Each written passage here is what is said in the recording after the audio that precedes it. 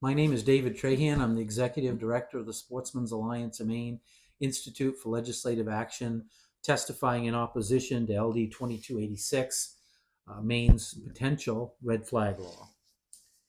4 years ago, Governor Mills, attorneys Derek Langhauser and John Chapman, Senator Kimes, Senator Carpenter, and the organization I represent set aside our differences and built a law that is designed to help Maine people in what is likely the most dangerous time in their life. Using Maine's protective custody statute, appropriately named to help a person deemed a danger to themselves or others and protect the public, we found a way to not only save lives, but found common ground on one of the most controversial bills of our time. So was born the so called Yellow Flag Law. Maine's law is not a red flag law, it is far superior. The Maine law, to quote Derek Langhauser, uses the highest levels of due process when considering taking someone's liberty, clear and convincing evidence. Unlike traditional red flag, which uses the lowest due process standards in existence, the preponderance of evidence. Supporters of this red flag law claim family members should be able to petition the court to take someone's guns. Under Maine's current law, anyone can initiate a complaint to begin the yellow flag process. The red flag law limits its use.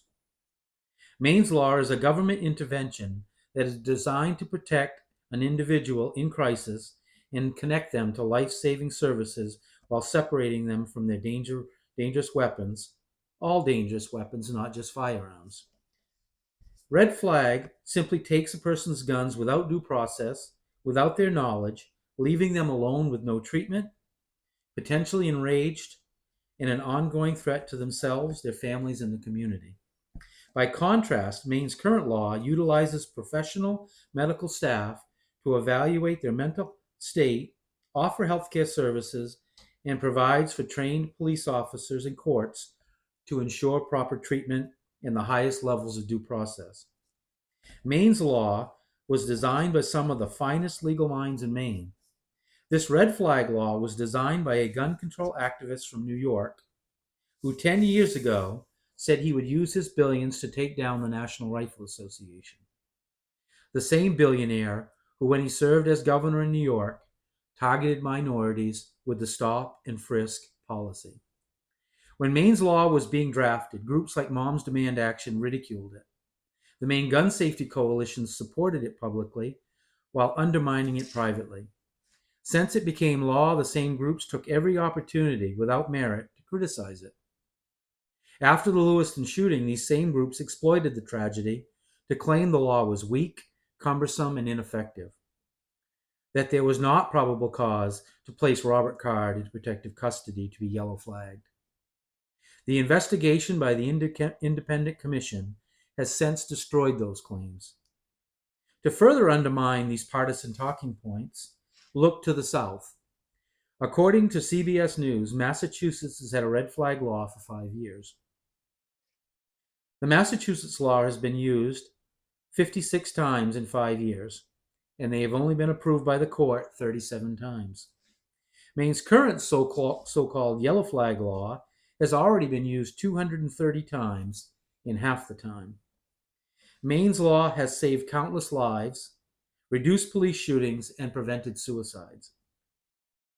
Are gun control activists blind or just refuse to accept that they were wrong? If I said to you you could participate in crafting a law that during its use would save thousands of lives, enough to fill the Twin Towers, you could prevent death by suicide, shootings, by police, and that you could be a hero, I suspect you would do it.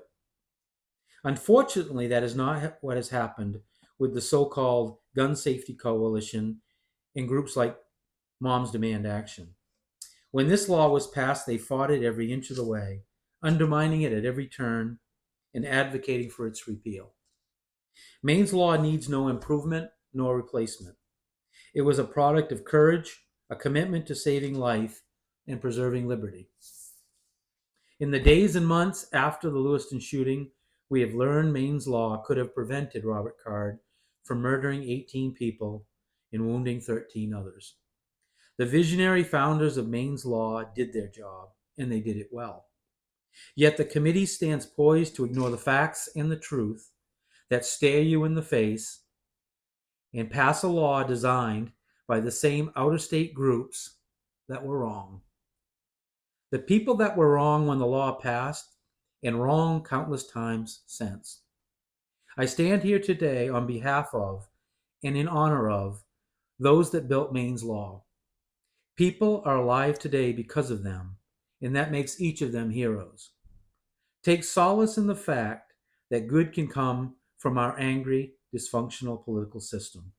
I ask the committee to defeat LD 2286 and do what is right for Maine people. Thank you.